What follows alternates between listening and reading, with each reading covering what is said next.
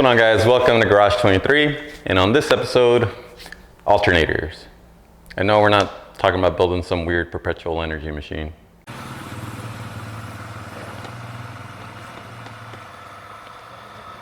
Suspicious. Let's get started.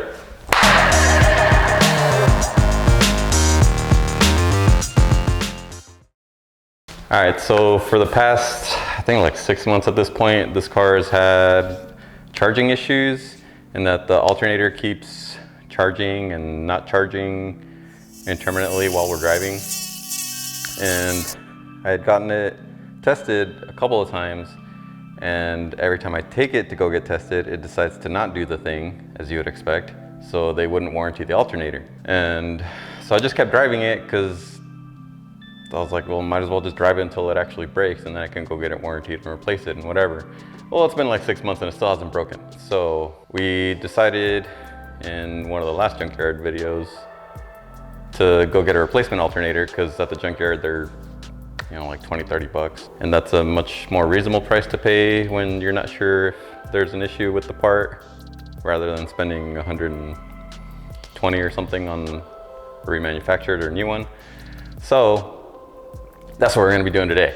Obviously this pertains to my particular car, but every single car, like almost ever, has an alternator. I mean, the older ones had generators, but it's still kind of like an alternator.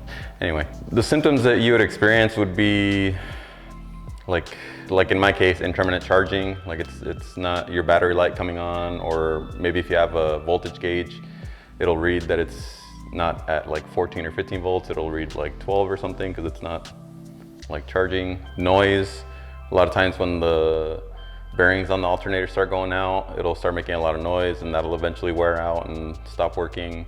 Your dash being lit up like a Christmas tree is another good indication, although that's a pretty late one, because by the time that happens, your alternator's already dead and you're about to be stranded.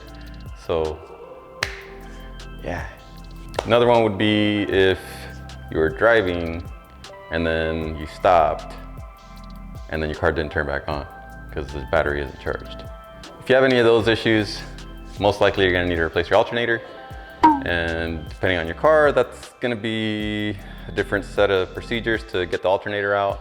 In our case, this is gonna pertain to pretty much any front wheel drive V6 Nissan.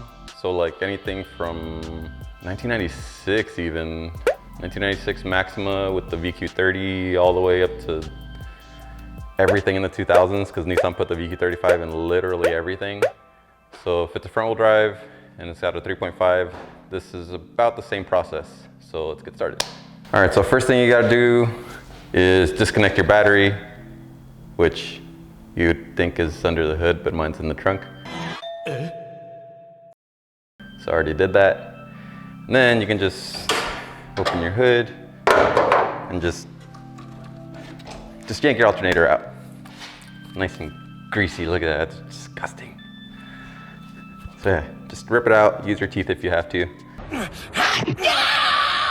bastard! Garbage. And then we're ready to put the new old one in. Ta-da. Less gross. So yeah, I was already like halfway through this process when I decided that we probably should milk this for content. So here we are.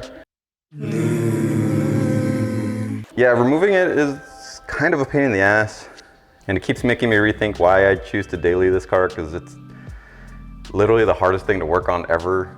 Like, to get the alternator out, we have to lift the car up, drain the coolant, remove the radiator, then we can loosen the belt, take the belt off, and get the alternator out.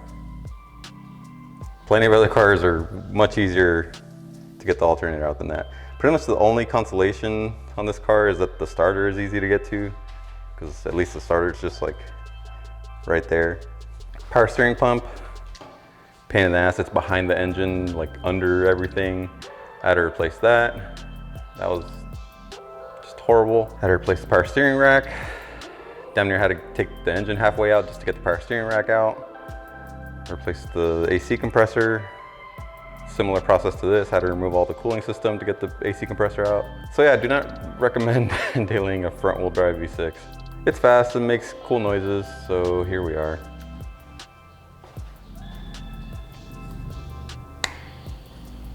All right, so first thing we did was we took this mounting bracket off the old alternator and put it on the new one. This is an aftermarket one. This is part of Nisforman's swap kit for a second gen VQ35 swap. This is meant for like 2002 Maximas, but it works in our application because that's kind of what we based our wiring and swap on.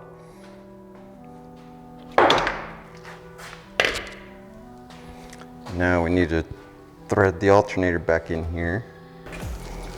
Trying not to smash up our radiator too much, or AC condenser. Now we gotta locate the two mounting tabs on the back of the alternator with the mounting point on the block. Gonna get this guy in place. Okay. And just in case you're wondering, yes, that is an old license plate that I'm using as a shield for my AC compressor. This thing leaks pretty bad. The rear timing cover leaked when I got it, and I didn't notice that until it was already in the car and running. And getting the engine out of this car is like the biggest pain in the ass. So instead of taking it out and taking all the timing components off and resealing the rear timing cover, I just made a little shield for our AC compressor. And that's just to keep the oil off of the AC clutch, because it got so bad that like the oil leaking got onto the AC compressor clutch, and the clutch would slip and my AC would stop working.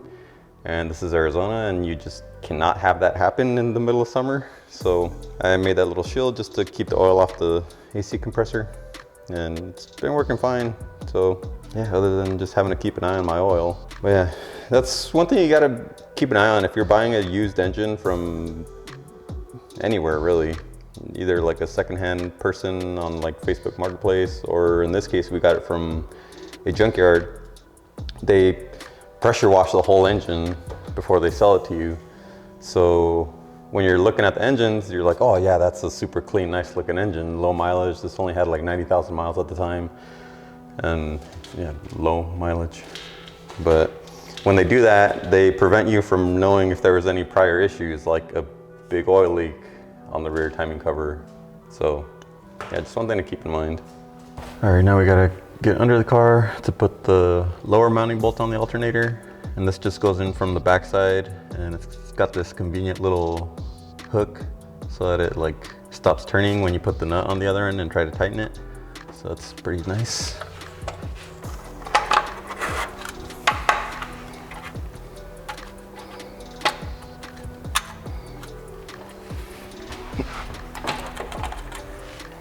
Now to put the nut on the other end.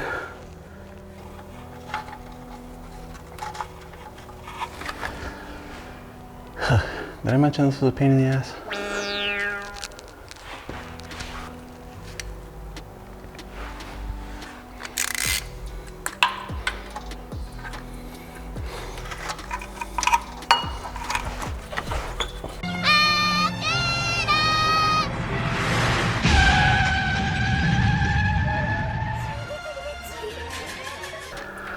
I think I broke the alternator.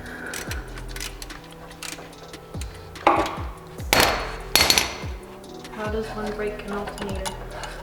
I think I forgot to check if I had the spacer on the mounting tab. Okay, so the big difference here is that this spacer is not big enough for our application. I didn't notice that. Oh, wow! Awesome. Now what? We cry. Okay, I think the only other thing we can try is to take these apart and see if we can swap this housing onto this alternator. So let's give that a shot, because we don't got anything else we can try now. All right, so before we do anything else, we should swap these inserts here.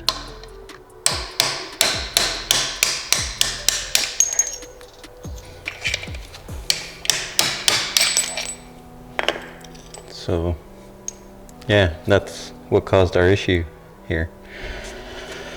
Now, this is a 24 mil nut on the pulley.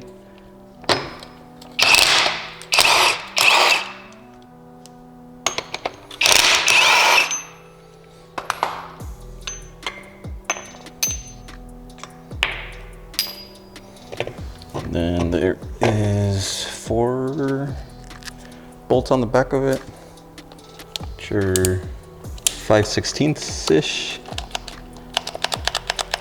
No, come on. Pretty thin screws.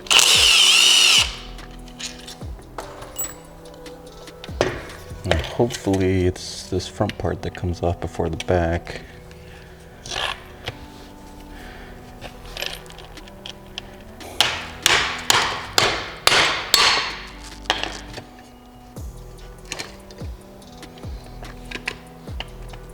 I think this rotor thing is pressed onto the housing.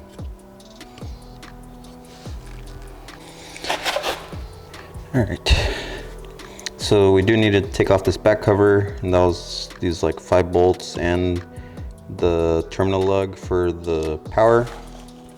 And then it just plops right off.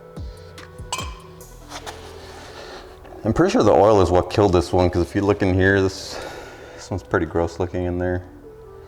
Whereas this one's all nice and dry. So we had to take this back cover off because it has these little prong thingies. They fit on there like that. Then you can put this back.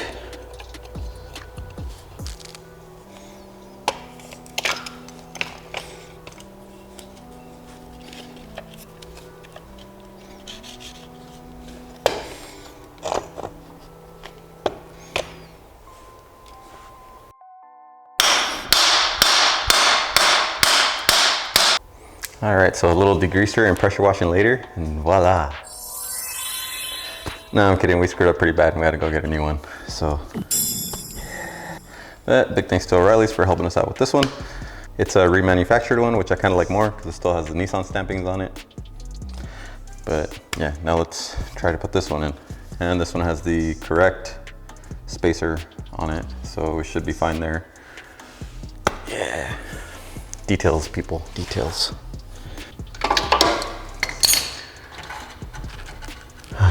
All right, much better. Now, put the idler pulley back on.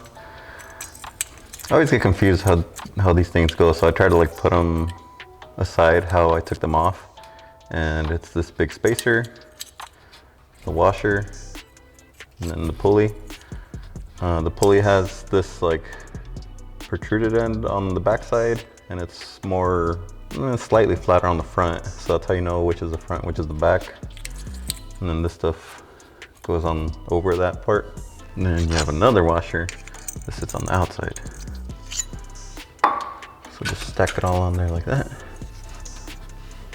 Put the outer washer on and the nut. Now for the belt.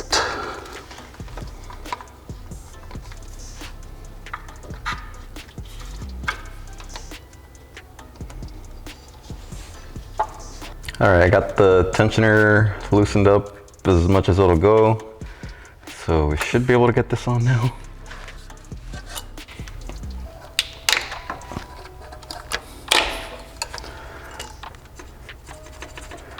Okay, now we gotta tighten it from the adjuster on top. And then once we have the tension that we want, then we tighten down the idler pulley and that'll lock it in place. Yeah, so like I said, everything on this car is a pain in the ass. So luckily with this step, I kind of figured out a way to make it a little easier. That socket doesn't sit on there entirely correctly, but it's good enough.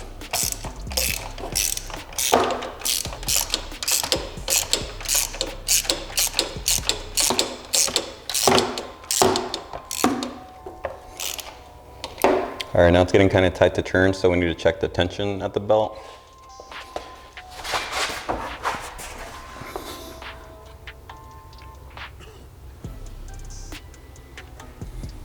All right, so the way I check the tension on this belt is I check on this spot here. You want to check a spot that's at least, 4 inches across, and see if you can turn the belt a quarter turn. So that would be from this position. I would want to try and twist it so that it's straight up and down. And you can't quite get to straight up and down. So that's about perfect for me. Now we can go ahead and lock the idler pulley in place. All right, so from this end, we just got to connect our battery terminal, which is this one right here. I've already tightened that one down. Make sure to put your protective cover back on it, because you don't want that to ground out on anything and catch the whole car on fire. Then connect your plug to the terminal. And this car has a sub harness, so we need to connect this one back together too. Just like that. And we should be all set. Now we can put our radiator and fans back in place, fill it back up with coolant, and hopefully our battery light is gone.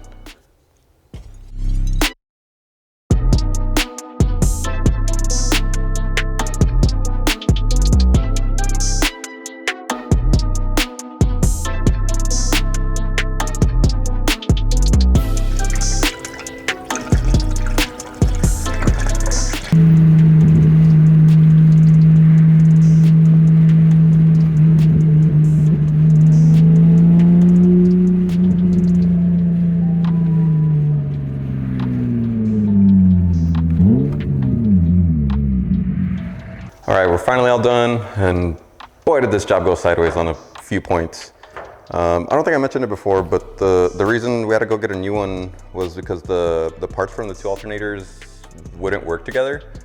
The one that we had previously was a 120 amp alternator, and this factory one is, I believe, a 75 amp. So the main difference in these two was the coil windings on the 120 amp are a lot bigger and slightly longer. So whenever we try to put the rotor whenever we try to put the rotor from the 120 amp into this 75 amp coil winding, it was too big, and so when we tried to put the housing on it, it would just bind up the rotor and it wouldn't turn. So that sucked. We had to go get a new one. But everything's in and working now and running, and it looks like that fixed our issue. I drove around for a bit, no battery light came on. We got solid voltage at like 13.5, 14 volts, and we don't gotta worry about it leaving us stranded anymore. So hope this helped you guys out. If you had any like battery alternator issues, charging system, if you happen to have a front wheel drive V6 Nissan, this should help you out a little more, because this basically is the same process for any front wheel drive VQ35 engine. Actually, it'll probably be easier for you because you probably won't have to remove your whole cooling system to replace the alternator. But yeah, hope you guys had fun and enjoyed this roller coaster, because I am tired. See ya.